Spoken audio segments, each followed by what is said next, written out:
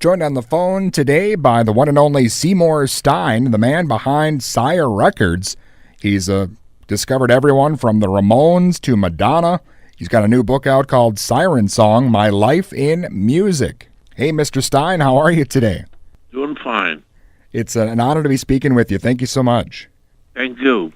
Well, let's talk a bit about your new book, Siren Song, My Life in Music. It seems like with a career like yours, you could probably have a couple volumes here with this book.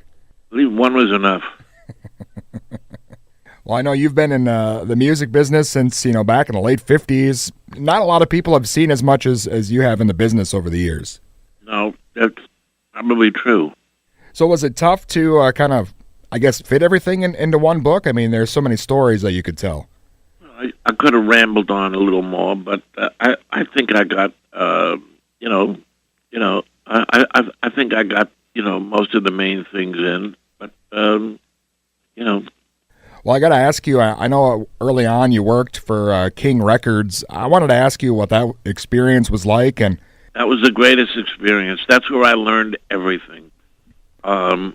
He was my mentor, my greatest mentor. I had many mentors, but Sid Nathan was, most importantly of all, my greatest mentor. He took me twice when I was still in high school over the summers to Cincinnati. I was already working at Billboard, but they let me go. I was working at Billboard after school. And, my father was, I was raised Orthodox Jew, and my father was, insisted on meeting him, which was a little embarrassing for me. But my father walked in, and Sid knew that my father liked cigars. He gave him a Havana cigar, which lit up his face, and then my father said, "Look, I know you're a busy man, because it was in New York. He only came to New York once a month, and he said, I got only one question for you." He said, I only got two questions for you. And so Sid said to him, and Sid had this gruff voice, he said, "Well, look, I've only got one question for you." He said, "Can I go first?" So my father said, "Yes, of course." He said, "How much money do you got?" Like that. And I felt, we were poor, not poor, but we were middle-class people. And he said, "What?" He said, "Well, let me rephrase it." He said, "Oh, no," my father said, "Look, Seymour and his sister never wanted for anything. They went to summer camp, blah, blah, blah, and all this." And I was cringing. I was almost crying. I felt, So he said, "Let me rephrase it." He said, "Do you have enough money to buy Seymour a newspaper route?" So I couldn't believe what was coming out of his mouth.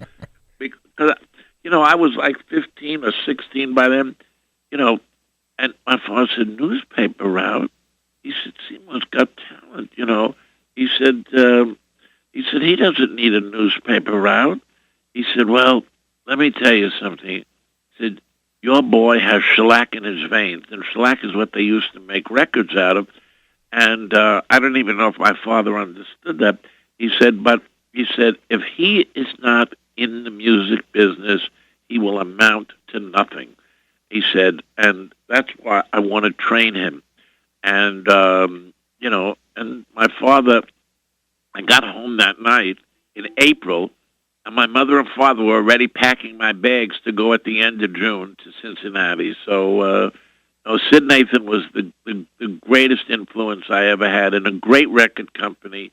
Being a border town, you had a lot of rhythm and blues. You had a lot of country music. James Brown, who I would go on the road with quite often, and Hank Ballard and Awesome. Freddie King. I knew them all. And,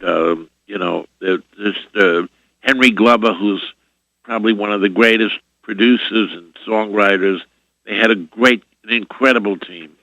Well, and of course, that led to you getting into the business, working for Sire Records all those years. And, really you had kind of a knack for, seeking out talent that a lot of other people maybe wouldn't have taken a chance on.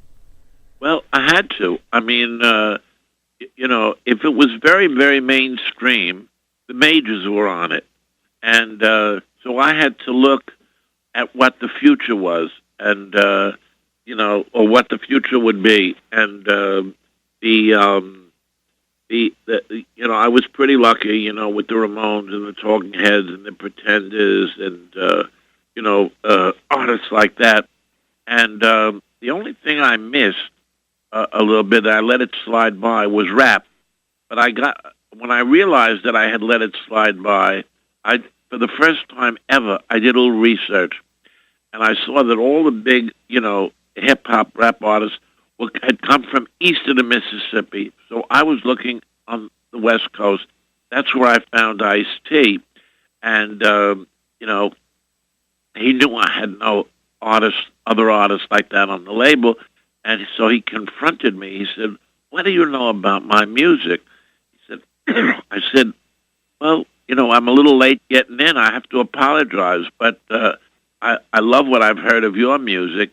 He says, "Well, tell me a little more." I said, "Look," strangely enough, it reminds me in some way of the music from Trinidad, Calypso." I said, "Are you familiar with that?" He said, "No." I said, "Well, it's like a singing newspaper. It tells about the times and what people's experiences are all about." I said, "Look, I happen to have a few records here." And I played him The Mighty Sparrow, Gene and Dinah, and then I played him Lord Kitchener, Sugar Bum Bum, two of my favorite Calypso songs. The minute he heard both of those songs, he grabbed me, and he didn't even know the terms. He said, "We got a deal." So, but usually I was ahead of the curve, but not with rap. But I signed one of the greatest ones ever.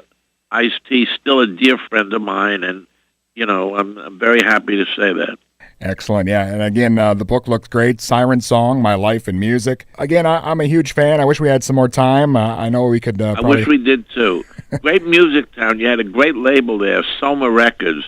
I don't know if you remember them, but Amos Harlicker. But anyway, thanks a lot. Yeah, thank you. I hope we can speak again sometime.